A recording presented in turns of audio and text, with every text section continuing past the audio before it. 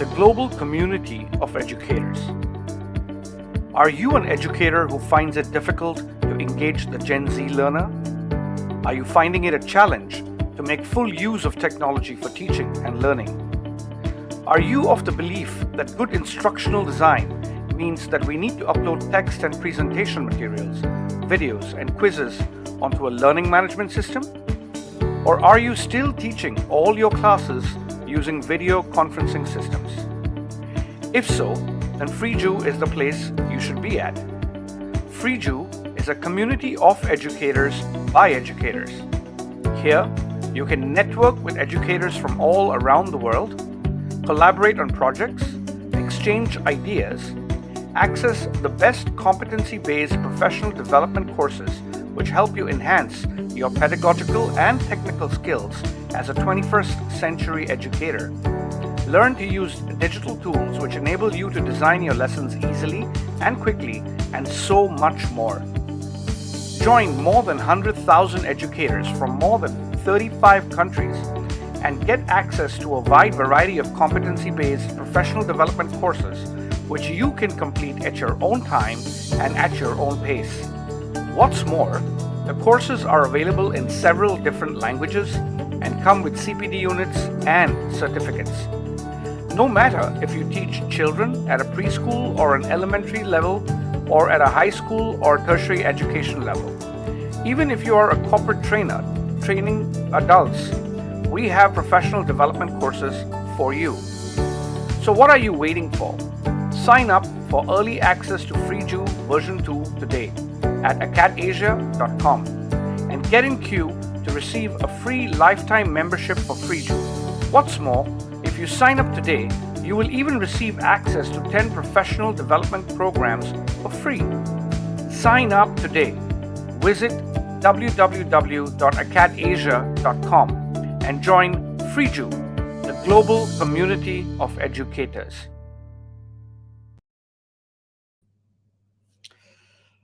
Hello, everybody. It's so good to see all of you here again today. Good afternoon, good morning, good evening, wherever you might be. My name is Nilesh. I'm the co-founder and CEO of Akadasia, and welcome today to our very first event of 2022. Before we begin, I would like to wish each and every one of you a very, very happy new year. And I hope that this year is much, much better for all of us as compared to the last couple of them. Today we have a very special event for you. We have a very, very special guest who will talk about happiness. This is a very good event topic we felt for us to start off the year with, to get everybody started up on very, very high spirits. So sit back and relax and enjoy the event today. Unfortunately, like most events, today Kirsten and Roy won't be able to join us. Both of them are unwell. I think they've had too much of partying over the New Year's break, so they both won't be able to join us today. But I would like to take this opportunity to introduce you to one of our newest members, and some of you may actually know him as well. His name is Francis Jacob Aragon, or as we would like to call him, Jake, who has just joined Akadasia as the academics manager for Philippines. And he has spent almost 10 years as a teacher and administrator in Xavier's School, which is a premier Jesuit institution in the Philippines. And thereafter, he spent another 7 years as a school administrator, namely as assistant vice president for student affairs, vice president, and then senior high school principal for iAcademy in the Philippines. He's also hosted many workshops and has been a management consultant in his previous avatars as well. And with having said that, I have the pleasure of introducing to all of you our newest member from the Philippines, Jake. Welcome aboard, Jake. Hello. Hi, Neil. Thank you so much for the generous introduction. Happy New Year to you and to all our followers. to all the teachers out there who have been doing a fantastic job carrying on, soldiering on with a very important and critical responsibility of continuously mentoring and forming our students. And I'm excited to be here. And what a treat it is, Neil, that we have for all our teachers to start off the year with this Oh yeah, webinar today. absolutely. So, Okay. so Jay, do you want to introduce the guest to all the teachers? I think they are eagerly awaiting to know who's going to be our speaker today. Absolutely, Neil. Let me go ahead and introduce our very important and very special guest today. She's a professional image consultant with vast knowledge in the field of professional image development. In the year 1997, she represented the Philippines in the Miss Universe beauty pageant in the States, where she, in fact, even won as Miss Photogenic at the time.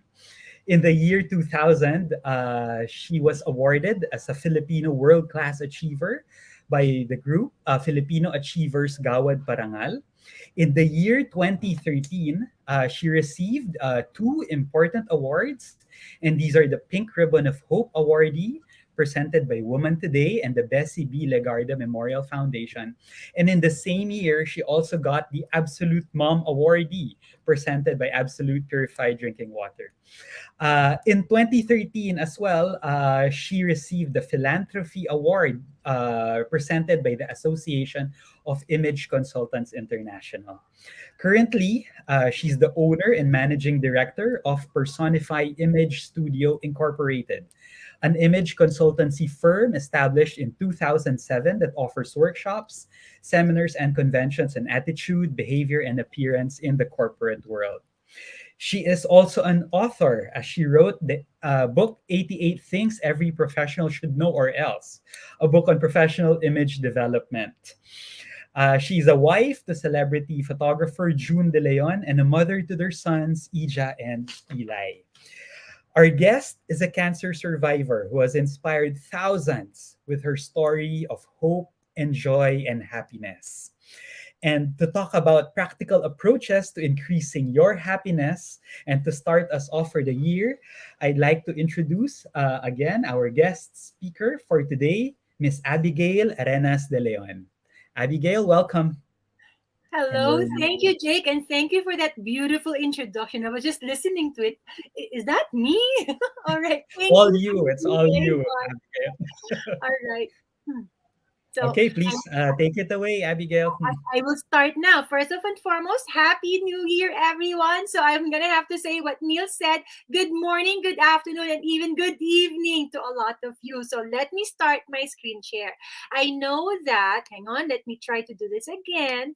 I hope I will be successful in doing this. I'm going to have to share screen share too. Okay, I was told to do that. All right, and then I'm going to have to there you go. Start play. I know that Jake already mentioned a lot of things, but I just want to give you visuals of myself. Okay, so just to appreciate a little bit. So I have been known to be a certified image expert for the past 20 plus years already, and I've been doing it and I have been successful in doing it. So I enjoy teaching. So technically, I am also a teacher in by heart talaga. And then, well, I was a beauty queen almost 25, almost 30 years ago, I guess. Then I was a fashion model. So that's where I got into the business of being a TV and radio personality. And then, of course, my love is all about speaking. So I became inspirational public speaker. And I can do that every single day. And then I authored the book. It's called 88 Things Every Professional Should Know or Else. And then, of course, the very reason why I am here, the very reason why I am still happy is all because of my family. But I'm going to talk more about that in a bit because today I am going to share a chapter of my life with all the things that Jake mentioned and all the things, the pictures that I showed you. I've been pretty good, pretty happy for the past 47 years of my life. But then again, today I'm going to share you a chapter, just a little chapter of my life.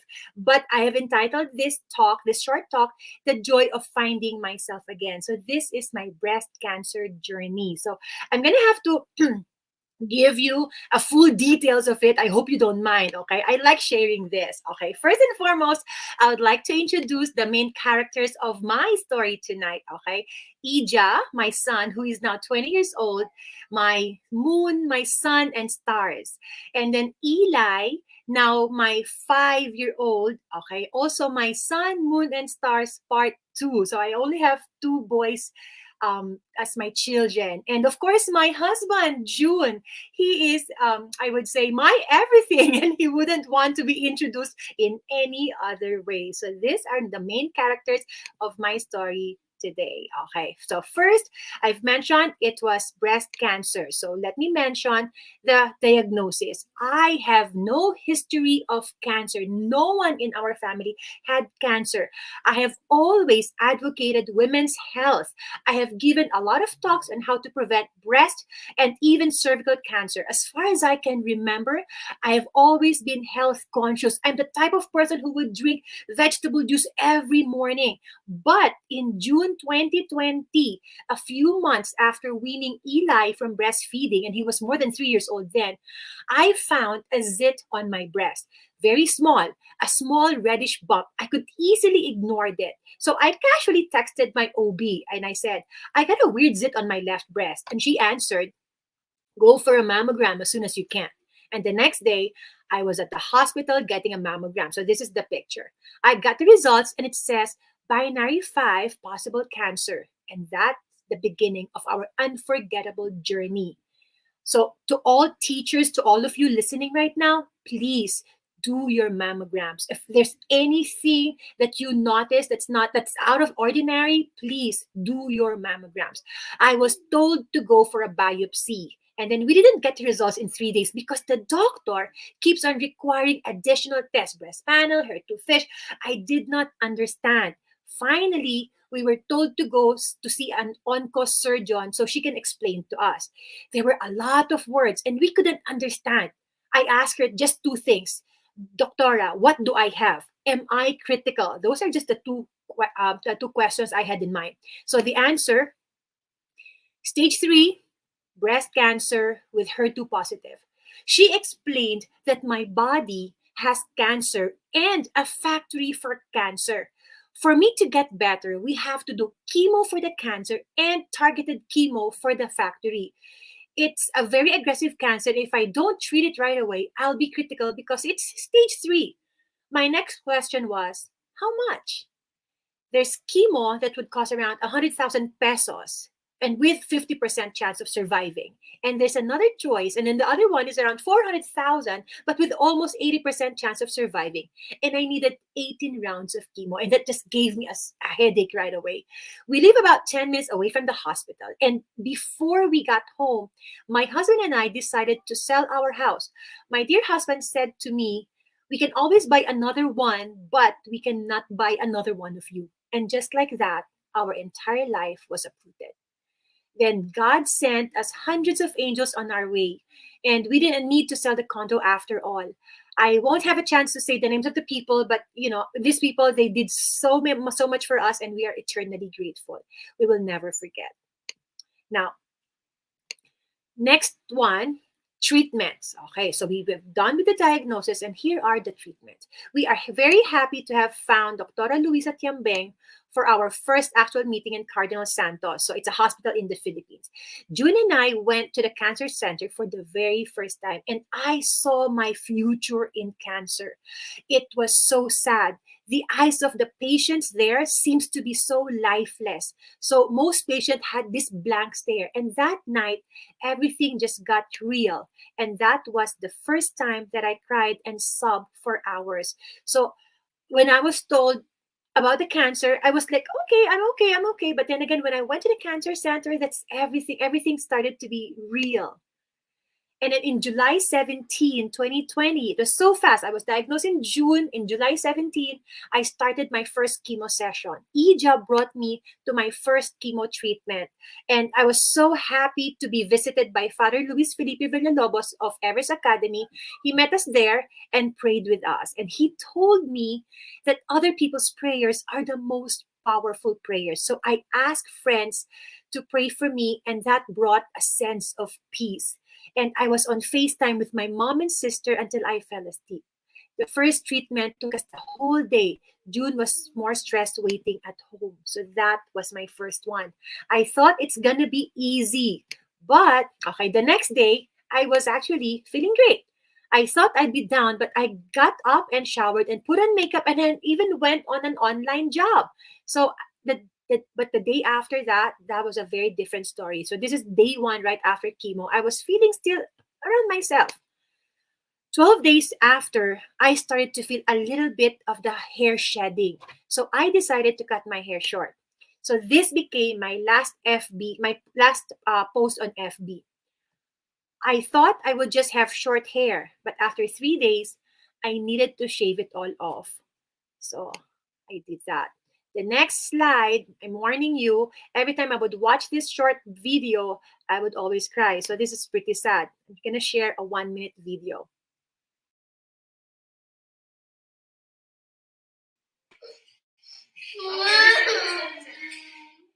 It's gonna go back.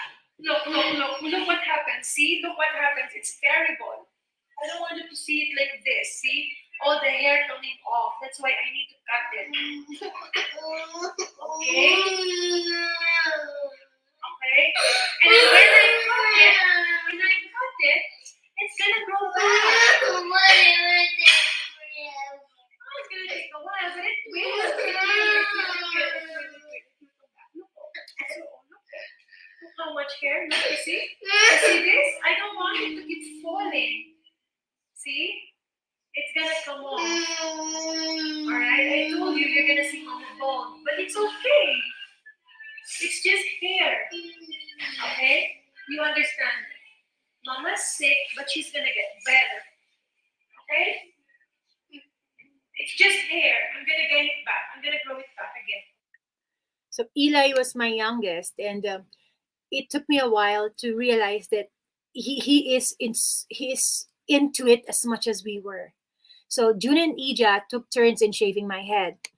I saw June's tears, but we just laughed through it. He wanted to shave his head after to sympathize, but I said, no, I don't want to see you bald. I mean, I'm bald already, so I don't want to see you bald. So anyway, so Ija also shaved my head, and then Eli was finally okay with my shaved head a few minutes after. So that came all right. I had fun wearing turbans. I even tried wearing a long wig and finally settled for a short wig. But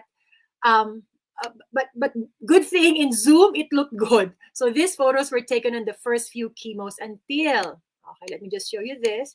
So I was just having fun with all my headgears and all my head coverings, and then that came a lowest point. This photo was taken 1 year ago. Well, 1 year ago, now it's December. No, November. This was taken last year, November. So more than a little bit over a year ago. So this was my 6th session, and this was my lowest point. No hair, no eyebrows, no energy. I finally got the blank stare, the stare I saw from the cancer patients before. Tears would roll down my cheeks easily. It's getting harder for me to see the point on why I need to go through all this. I know I was being toxic. I would stay in bed all day and I was just toxic to everyone. I won't touch my phone for days. Sometimes there are days like that. I didn't want to talk to people or see anyone. And June, my husband, was so patient. I would even yell at Ija and our nanny for the tiniest reason. It was only Eli. He would be the only person who would dare go near me, and I would just sit and cry myself to sleep. That was really low. And then there was just so much pain. I was sleeping most of the time, and I would wake up very tired. It takes a lot just to get up and shower. I couldn't find comfort in anything, not in food, not in bed, not in painkillers. Everything got so hard, even to go to the dining table. I would wait for 6 o'clock every day so I can pray the rosary with friends. I went through the lowest stage of cancer, but I remember Father Orbos, one of the famous priests in the Philippines. He said, in Tagalog, he said, pwedeng pagdaanan, wag lang tatambayan. We can go through something, but we're not supposed to stay on that. There were a lot of bad days, but in good days, we tried to live a normal life. I'll show you pictures. June and Ija would take turns bringing me to the cancer center. We would plan on what to order and turn it into a picnic. So one time there was no available bed, and June found me like this. Ayan. My legs were too long that my feet, my shoes would show out of the curtain, beyond the curtain. So we just have to make do of what we have. I would still say I went through the first 8 chemo beautifully. Look, these are my chemo pictures. That's chemo 1, chemo 2, chemo 3, chemo 4, chemo 5, chemo 6, chemo 7, and chemo 8. So this is the phase wherein I was going through toxic medications. So, well, I tried to look beautiful, thank for the filters. And then we tried to live normally. I would still go to the grocery, cook, go to picnic, beach, and exercise whenever I can. Taking care of my family is a thing that I love to do. And when I couldn't get up to cook or come up with dinner, my heart would sink. It pains me to see that I cannot do normal things anymore. So a lot of these things, it's just so hard to do. But adrenaline makes me get up. When I have no scheduled work, my body would just ache so much. And sometimes I would worry how to get up for work. But when scheduled work time is up, I'm just up. Adrenaline would keep me going, even with a hair and a wig. But right after, I would lie down for a day or two. But I needed to show my son, Ija, how important work is. Professionalism will take you very far. And because of Ija, I would do webinars without any hitch. There were days that he needed to assist me to sit on the chair, and most of the time, he would pity me. But when the lights are on, he would see me light up as if there's no cancer. I want him to see that I'm strong and I love what I do. I would see him very proud whenever we get clients. And Ija, thank you for that. He's watching right now. I love you so much. So you made Mama strong, and you made Mama do all the things that I love to do. So he's always my assistant. And then after 8 sessions of chemo, I was told to rest for a month so I can be strong for the surgery. I was scheduled to do it right after the holiday. On December 26th, I had my ultrasound as a prep before the surgery. And December 28th, we got the results. And something happened. To our surprise, the tumor size is now almost 8 cm, 8 centimeter, compared to the original 5 centimeters. So my doctors decided to go for an emergency surgery right after the swab test. December 30, I was on the operating table. So it didn't happen that we're thinking we finish all the holidays, but this one, we have to go to a emergency surgery. So December 30, I had that. But this is right after the mastectomy. This is our New Year's photo exactly last year, one day after surgery. And all I could cook was chicken sopas, or what we call chicken noodle soup.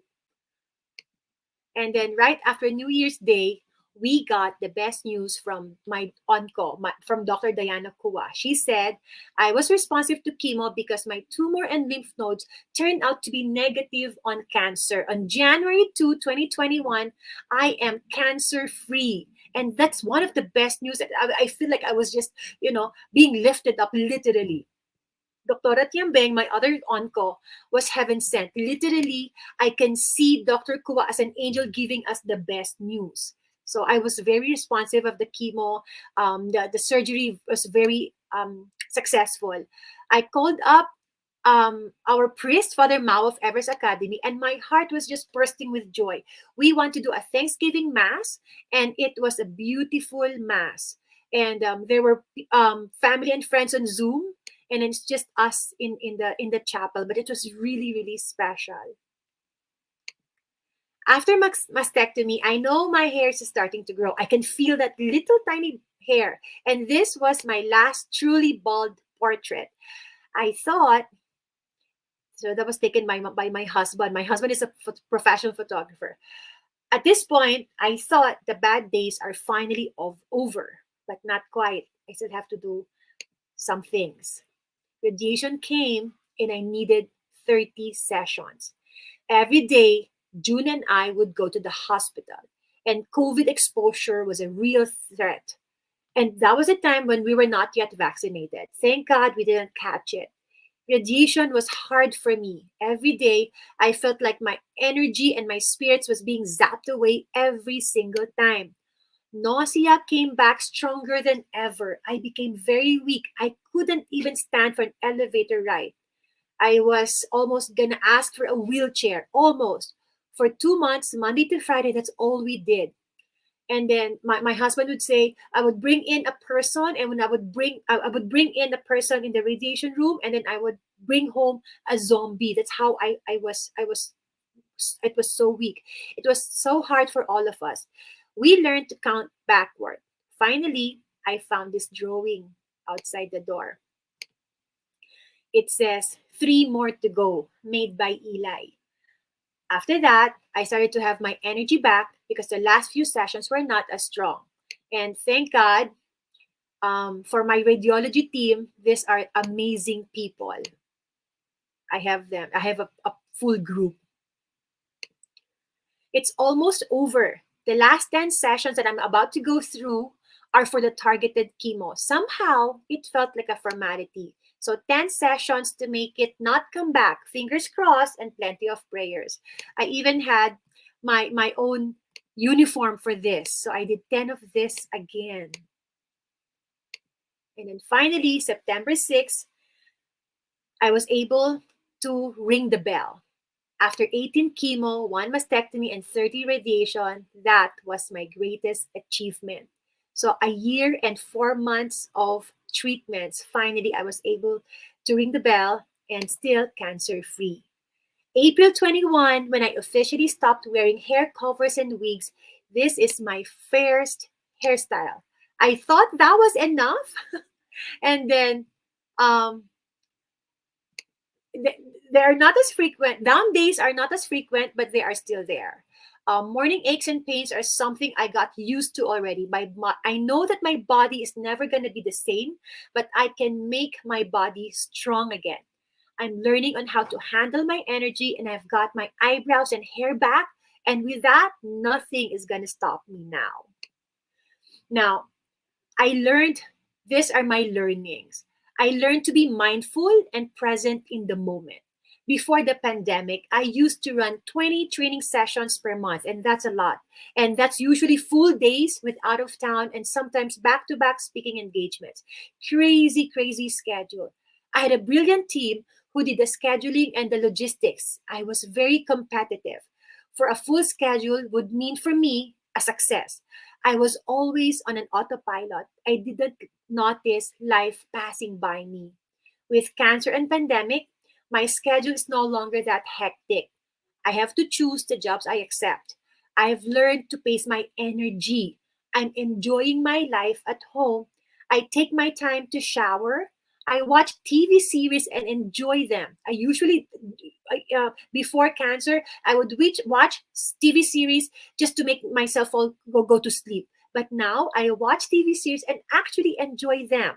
I sit down and watch the clouds. I never done that before. But now I have the time and I really can appreciate the cloud formation. Now I don't miss experiencing life as it happens. I became more mindful. And having this mindfulness, it really creates a new power. It seems like I have this control to a lot of things. There are only the next learning is there are only two ways to identify things we need in our lives: essential and non-essentials. Essentials are the beautiful experience that are going to be in our memory forever. Everything else is non-essential. May that be a short vacation, or a good food, or a special movie, or even a conversation at dawn over coffee. Spending time is an investment. It's another learning. It is an investment that can be deposited in the memory bank. Just in case I don't get to see my children's own family, I know that both of my sons know that dinner is not only for eating, but it's also the perfect time for knock-knock jokes, no matter how corny. They know that traveling is a team effort and everyone has to do their job. They know that we can kiss and hug any time of the day. Children needs quality and a good quantity of our time. I'm the type of person who wouldn't ask anyone for anything. That's why I was never good in getting sponsors. But with cancer, people started showing me love mostly through food. And that explains my weight. Through prayers, which was my greatest weapon, shared to me pure messages of support and love that I truly, truly treasure. And through financial help that help us get the best treatment and my best chance of surviving. So I'm so, and then I'd like to say thank you to all the people who has given their love and support. And my final learning is that God loves us, each and every one of us, and He will provide. He will provide. I didn't understand this before because me and my husband are both hardworking. The time we couldn't even do much, He gave us miracles every single day. We felt His strong presence in people surrounding us. And that ends a chapter of my life. Today, right now, I am now in Las Vegas with Eli, spending time with my mama and dad. So my husband, who is very generous to give me time with my own family. And with that, I'd like to say thank you for listening to my short story. I'm gonna have to stop share because I know that Jake has a lot of questions for me. There you go. What an inspiring and awesome story, Abigail. Thank you so much for sharing. And thank you also to the members of the audience, our viewers, who are also posting messages of thanks and recognizing, how moving your experiences and your stories have been. Okay, Abigail, before we go to the questions asked by our members of the audience, let me go ahead and ask you a few things based on your sharing as well. Okay. Abigail, the pictures that you showed displayed or showed us that you were smiling despite what you were going through all the chemo and the treatments. You still always had that beautiful smile in your face. What was going on in your mind, Abby? And how are you always able to put that beautiful smile no matter how difficult or tough the situation was? Number one, Jake, those pictures were filtered and Okay. they were chosen properly by my dear son. So he made sure that I'm not gonna look that bad. Okay, but the thing is, it's true. It's true. Even if well, when I would feel so bad, I called myself toxic. When I know that I'm being toxic, I don't take pictures. I don't talk to people. I just lock my door in the Mm, lock my door. Lock myself in the room. I try not to pass this negativity to other people. As a cancer patient, I'm gonna have to admit that I had those down days and I was right. being very negative. But during the times that I am up and I'd like to share that smile to everyone, I take up pictures of myself every time I feel good. So the ones that were actually documented were the happy ones. But I must say it became my strongest weapon, aside from prayers, of course. My positivity, um at that point, it's stage 3 is not easy. But then again, I never thought that I would die from it, but I Mm-hmm. know that my body will have to go through something. In my mind, I was just thinking, I have God has given me so much gifts, so much blessings already. So if this is gonna be a tax of those blessings, I don't mind. Losing a breast, I don't mind. My body will go through a very difficult time, but then again, I know at the end there will be stronger friendships, bonded relationships, stronger faith in the end. That's I had my eyes on the prize. So I think that really kept me smiling and that kept me going. My eyes on the prize talaga. Right. Yeah, because the smiles were infectious. And it was really showing us that there was also genuine happiness and joy that you were experiencing in the company of your family and friends, the prayer warriors who were with you, and all those who were just rooting for you. And even without saying anything, the smiles that were shown in the pictures, really touched us, really had an impact on all of us today. Hmm.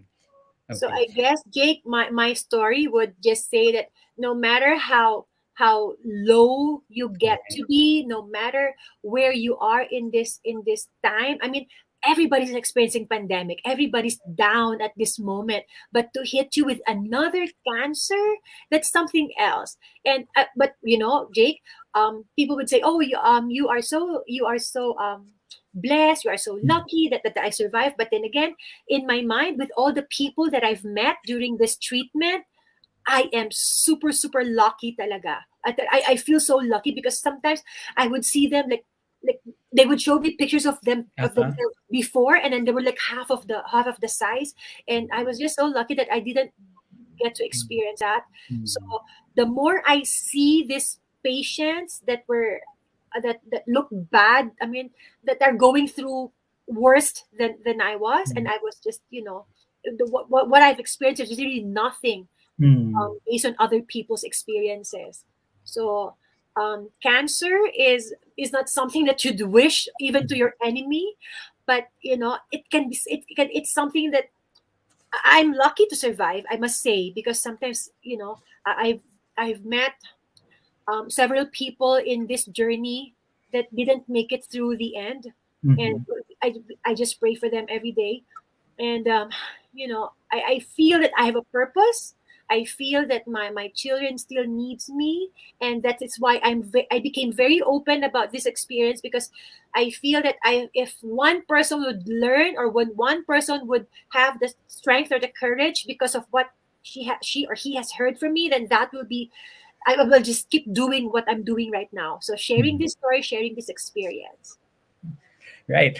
Thanks, Abby. The video, the clip that you showed was a heartbreaking scene that you still generously and willingly shared with us. And when you said, "Mama's sick, but she's going to get better," it just showed us the kind of fighting spirit that you had.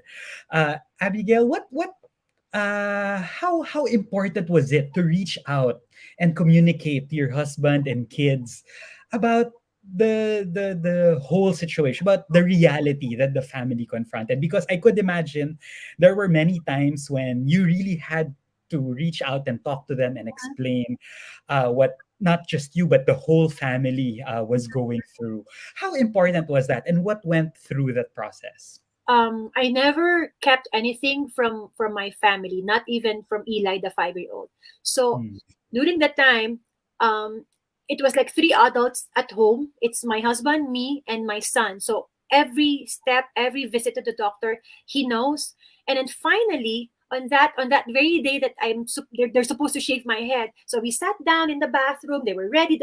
And then suddenly, when my husband turned on the shaver, Mm. he screamed and shouted and cried and went outside to Eli. So then we realized that, oh my, he is affected as much as we are. So if we were crying, he was crying not because of the toys or anything, but he was crying for me. So Mm.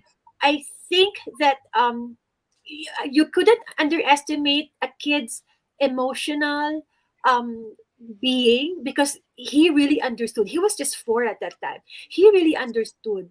And whenever I would be down, he would be the only person who would dare come near me Mm.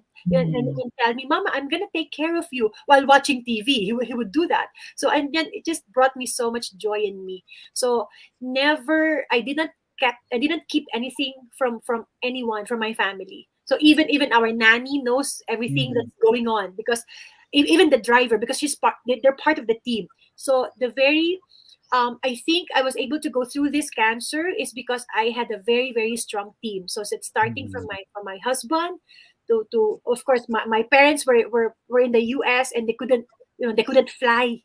Imagine that was very, very painful for me, because imagine if I try to imagine that my one of my children is sick with cancer, and again I cannot fly. That Mm. just breaks my heart. So I know Right. exactly how my mom is feeling. So what I did was call them FaceTime every single day, my sister and my mom. So the communication really helped. So there's no hiding, there's no keeping secrets, nothing like that. So I was very open with my close circle. Right. And I'm sure our teachers in the audience can relate to that, Abigail, because when we're in school, whether on site or online, the kids will just open up, not just about their academic problems or issues, but also about the personal concerns and issues that they're dealing with at home. And then the teacher comes in, stands as a parent, and then also you know tries his or her best to help the kid in any way possible. And with the way that you did it with your kids, we teachers will definitely also be able to learn something from you in that regard. That I must say that I have learned so much from the teachers. I think this is the most noble, the most Mhm. uh, this is the biggest job ever, being a parent yourself, and then being a parent for 40 or 30 people every single day. I think that's Mhm. very, it takes so I salute all teachers because the patience, the love, the passion. Because if you don't have this, forget about it, diba? Exactly. Parang it's just I love teachers. I thank you for teaching our children. Okay, thanks, Abby. Abby, with COVID and challenges in different countries, and when things are tougher than usual, we always want to be able to find our sources of strength and inspiration. Where can teachers be able to find these, Abby, from your personal experiences in your life or with the groups that you've worked with? Mhm. Usually, what would be the biggest sources of strength and courage and inspiration that we can have to help us get through the toughest of times? Well, we said that I am to offer the most simple approaches to happiness. And I'm going to have to say, Jake, it's going to be with my son who is 5 years old. So I spent a lot of time with him, time watching TV. When we watch Paw Patrol, very simple plot, and then it just makes me happy. And then music, happy music. Um, Literally happy music, simple TV shows, and then I'm very good with playing Legos. I'm very Very expert in Lego making. So I do that. So these little things, simple things that really um makes me happy are those kind of things. It doesn't matter if it's over a movie and a bowl of popcorn. That's gonna be my world. It doesn't take a lot of money to be happy nowadays. You just have to make sure that it counts. right. And that's consistent to what you mentioned about identifying what's truly essential, and using that knowledge of what's essential to make them Mhm. into experiences that really matter for ourselves and for our family and friends around True, us. true. If they can be in our memory bank forever, then it is essential. These are the Awesome. most important things. Okay, thanks, Abigail. Okay, Neil, I think we have some questions from the audience. Oh, sorry, you're on mute, Neil. Sorry. There we go. Thanks, Abigail, for such an inspiring story. And whilst I was listening to your story, I was thinking about this one particular statement that I had read from a very famous astronomer called Neil deGrasse Tyson. And one of his podcasts, he mentions that we only have one life to lead, and every single moment is precious. And every single moment, we need to make sure that we are doing something for the betterment of everybody. If we are not doing that, we're not really leading our lives to its fullest capability. And after listening to your story, I was just reminded of that, and it kind of made me think that such an inspiring story, and what a life, what a beautiful life that you have, and that you're making every moment count, which is really really amazing. So thank you for sharing that. I really appreciate it. We do have quite a few questions from the audience. So I'm just going to kind of read out questions at random. We won't have time to kind of go through all of them, of course. Um, I think let's start off with one over here with, I think there's a question posted by Amor Padilla. And the question is, what what to you is the best weapon to Mhm. combat simple mental stresses aside from Mhm. prayers, of course? Mhm. Well, self care is one. Take time to take a shower. You know, if you need to soap your body, like every inch of the body, take time. So be mindful, and then taking care of the body really puts you in a better mood. So take time to shower, take time to fix yourself, take time to sleep. You know, sometimes as working professionals, we don't take care of ourselves enough. And then spend time with family. I know that you are all busy, but then again, there's well now during this pandemic, sometimes people forget to put a limit on their work what do you call that, on their time. There's a particular term, clock out, so know exactly when to stop the clock for working. So and then really spend time with the family. So it's not enough. Let's say I'm looking for my cell phone. Dinner and cell phone doesn't go together, not at all. So dinner is going to be with family. If it's playing with your kids, then really be really into it. So I've experienced this before. You know, when I sit down and pretend to play, but I'm actually the mind is working somewhere. So it's not worth it. So if you sit there, even spend 10 minutes and then be there fully, that's what counts. And that is being mindful. So to Right. combat stress is to take care of yourself and be there at the moment and be mindful of yourself and your family. Thanks for that. I think the next question that we have is also from a teacher. I think uh, it's so. It says, now that we are in a pandemic, a lot of people are also experiencing that one of their loved ones is sick. Mhm.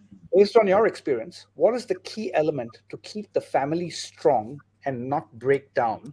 And I will add on to that Mhm. is, how do you support students who might be going through this in your class? I'm just gonna be for the students. I'm just gonna be there and be ready to listen. Sometimes people don't need to have that advice, like the perfect advice, but the fact that you will be there to listen, that's a big factor already. So just be there and listen. So make yourself available 100% and just listen. And with the family, you know, the love and trust will always be there.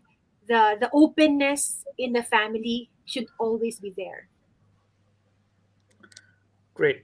I'm on to the next question. Uh,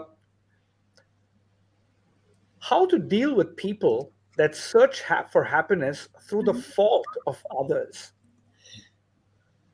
Well, there's no way you can find happiness through the fault of others. There's no way, because you'll only be encountering negativity, or sometimes you'll only be ending up um, what do you call this?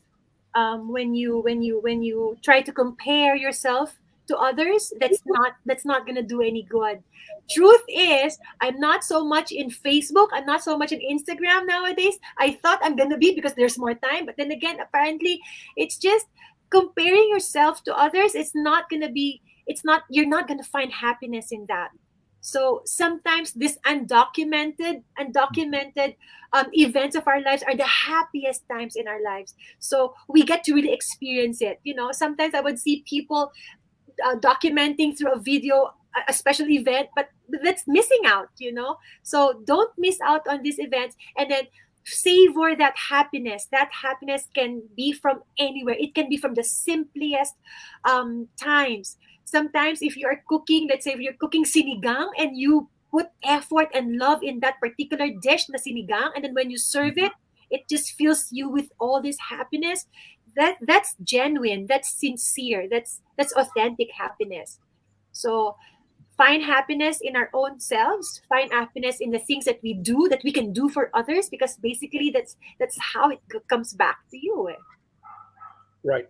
No, I absolutely agree with you. I think um, I mean, I think not sometimes, but I would say all the time, to me personally, I find that I'm the most happiest doing the most mundane, the most simplest things in life with True, the people that I care about the most, true, right? true. Because at the end of the day, it's all these small things that really count. And I guess when we are younger, we don't really realize this a lot, because we are in that, rush to make things happen for us, and we have no time for family and friends, and we just have more career centric perhaps. Mhm. But I guess as we grow older, we realize all the missed opportunities that we had, and we tend to reminisce a lot more at this age, to say, how I wish I could turn back time and do this a little bit more. So I think that's very true. Happiness primarily stems from the fact that you can spend time, because everything else you can buy, Mhm. Mhm. but time is something that you will never ever be able to buy, Very, right? very true. So yeah, so anyway, with that, let's move on to the next question. Abigail, what did you learn most from that experience that you can share to someone who has the same experience going through right now? Okay. Um, I did not. Well, I went through it, stage three and everything. I went through difficult times, but I know for a fact that there are other people who are suffering more than I did. I'm gonna have to say that there are a lot of people. I've seen them. I've seen them with my very eyes. So what did I learn? I learned that now is the time. So going back to time, it's now. It's we're not gonna think of the past time, but we're gonna have to use now. So if you want to say I love you to people that you love, now is the time. It's not going to be tomorrow. It's not going to be next year. So now is the time. If you want to wear your best outfit, now is the time. If you want to get a haircut, now is the time. Tomorrow is never a guarantee. But now we have this. Enjoy this you know Now, Neil, you mentioned even in this little mundane events in our lives are the happiest. Just today I was putting on makeup and I was enjoying myself in the bathroom, putting on makeup, putting on my I haven't used hairspray for the past week because I was traveling and I was with a kid. But now, like, I'm starting to feel like myself again. And I'm so excited because I know that I'm going to be talking to people, I'm going to be talking to teachers, and these people, I hope that one or two will be inspired, and that will be something that I'm gonna be very proud of. It's gonna send me off to bed very, very happy tonight. Well, I think I'm sure there'll be a lot of teachers out there who will be extremely inspired, and I'll use that as a segue into the next question. I think if you look at the current state of the youth, Mhm. there is a lot of depression, amongst the younger groups. And it is said that a lot of this depression stems from the fact that a majority of the younger generation is glued to digital devices. Mhm. And, like you mentioned earlier, that this whole thing about, you know, um, I wish I could do what the others have. This whole Instagram thing where the youth are basically looking at others' lives and thinking that, others have perfect lives. And I wish I could kind of do that. And Mhm. because of that, there's a lot of depression amongst the youth, at least partly, right? Mhm. As somebody who's gone through such a challenging time in your life, what advice would you give to teachers when they have to deal with students Mhm.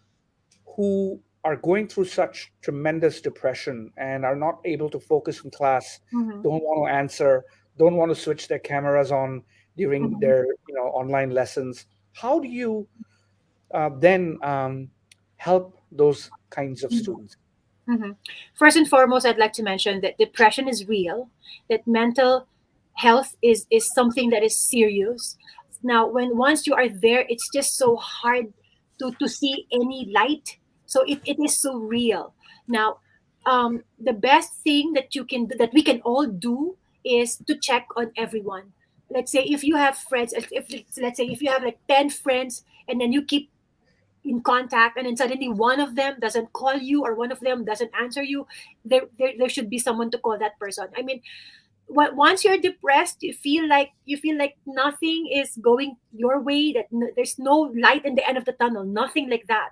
So you should be able to contact people, and this is the time that we need to be connected, not just on Facebook, but really calling them or really going to their house to bring a bag of bread or something. But people has to feel that there are people who loves them and people who are concerned about them. So it's not enough that we say hello, how are you in social media. So if you can go there physically, or if you can give them a call, like a ringing telephone call, not just a text message, that I think that way we can help the people around us, not just the students but everyone. So sometimes I would get messages or even a surprise call, like asking me how are you, ganyan.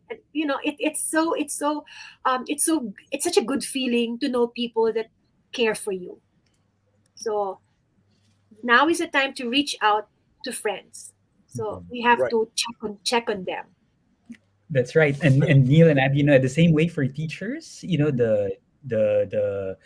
the acts of kindness that they show towards their students, even if it's just a simple hello, or how are you doing, and engaging them in conversation about their experiences and what they're going through. Those things mean a lot to them. It doesn't have to be, like you said, it doesn't have to be a grand presentation or a grand thing all the time. These things help them cope. These things help them thrive, no matter how tough the situation is. Right. So that brings us to, I think we have time only for one more question from the audience, and the last question is, what psychosocial activities can you suggest, Abigail, for our students and parents? Psychosocial activities. May I know what that means exactly? I would assume that these would be, I think instead of psycho, what the teacher might be meaning is perhaps, I don't know, physio social activities. I'm not sure, because this is a question that has been posted on I'm our not so sure, but Right. what I'm gonna say is, now that we couldn't go out, now that it's not very safe to go outside and mingle around with people that we used to do, I would say attend every webinar, attend every event, even in Zoom or in StreamYard, as much as you can. The fact that you see people even in this tiny screen, this talking to Neil and Jake, and talking to Abby a while ago and Ethan, it makes me happy. So even if you're not seeing people physically, just to see people and talking to them, even just like this, it makes you happy. So I would say at that, well, I do Zooms, birthday Zooms. We are gonna be in cats makeup, or sometimes when I attend a Halloween party, I would normally win it because I would go all the way with all my costume. So I'm just gonna go all the way for that. So I think that's one way of enjoying this events via webinars and online. So right. even online, we can still have fun. I think that is something that sums it up for me, because to me, uh, life is too short, and there's no point in us taking it too seriously. Mhm. We need to make every moment and every precious moment count, right? So it's good to kind of live it up, and like you mentioned earlier, whatever you plan to do tomorrow, do today. If you plan to confess your love to somebody tomorrow, do it today. Do it right now. Whenever you leave, in fact, this is a practice that I follow personally. Before I leave home, I will tell my wife and my kids, and everybody else, that in the family, that I love you all. So this is something that, um, uh, again, a very simple thing to do, but a very important one to kind of look at as well. But I guess we don't have any more time for questions. So with that, Abigail, I'm so thankful to you for your time, for joining us today, and sharing your incredible and inspiring life story with all of us here today. And yeah, thank you very much once again, Abigail. Thank you so much. Thank you so much, Jake. Thank you so much, Neil. And thank you so much, teachers. So take care, everyone, and stay safe. Yeah, you too, Abigail. Stay safe, and and I hope that one day we can meet each other face to face personally as well. Yes. Yeah. Great. And with that, I think before we wrap it up, I would like to inform all the teachers that there is a completion certificate if you want to kind of achieve that for today.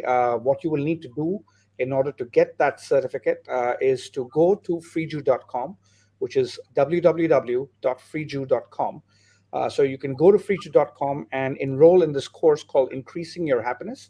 And once you complete the course, you will get an e-certificate directly from the system. And once again, all the certificates that we issue on the system are tamper-proof, and you can actually go and verify them online as well.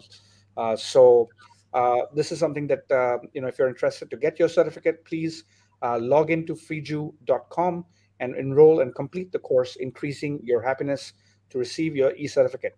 And also you will find on FREEJOO, you will find that there are many more courses that you can sign up for. I think about 20 plus courses are absolutely free. So you might want to go and complete those and get your certificates for those as well. And with that, I would kind of leave you here today with this inspiring message from Abigail. Once again, thanks, Abigail. Thanks, Jake. And thanks to my entire team who is supporting us in the background for this event. And just before I leave, one last thing. Do remember that we now will be hosting a live event every Wednesday. So next week, the event that we are hosting is about pedagogical frameworks. So again, teachers, pedagogical frameworks, this should be right up your alley. And we are going to be talking about Garnier's 9 events of instruction. And I will be there myself explaining what Garnier's 9 events of instruction are. So do join us for that next week, same time, 3 o'clock, Philippines and Singapore time, right here on YouTube, LinkedIn, and on Facebook. And until then, goodbye, take care, and stay safe, everybody. Stay safe. Bye.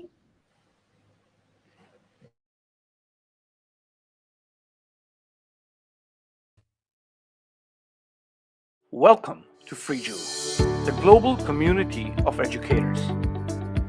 Are you an educator who finds it difficult to engage the Gen Z learner? Are you finding it a challenge to make full use of technology for teaching and learning? Are you of the belief that good instructional design means that we need to upload text and presentation materials, videos, and quizzes onto a learning management system? Or are you still teaching all your classes using video conferencing systems? If so, then FREEJOO is the place you should be at. FREEJOO is a community of educators by educators. Here, you can network with educators from all around the world, collaborate on projects, exchange ideas, access the best competency-based professional development courses which help you enhance your pedagogical and technical skills as a 21st century educator. Learn to use digital tools which enable you to design your lessons easily and quickly, and so much more. Join more than 100,000 educators from more than 35 countries and get access to a wide variety of competency-based professional development courses which you can complete at your own time and at your own pace.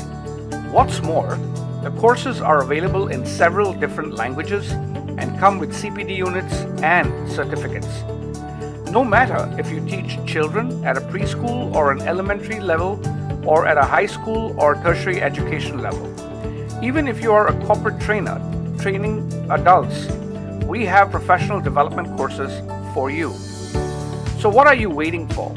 Sign up for early access to FREEJOO version 2 today at akadasia.com and get in queue to receive a free lifetime membership for FREEJOO. What's more, if you sign up today, you will even receive access to 10 professional development programs for free. Sign up today. Visit www.akadasia.com and join FREEJOO, the global community of educators.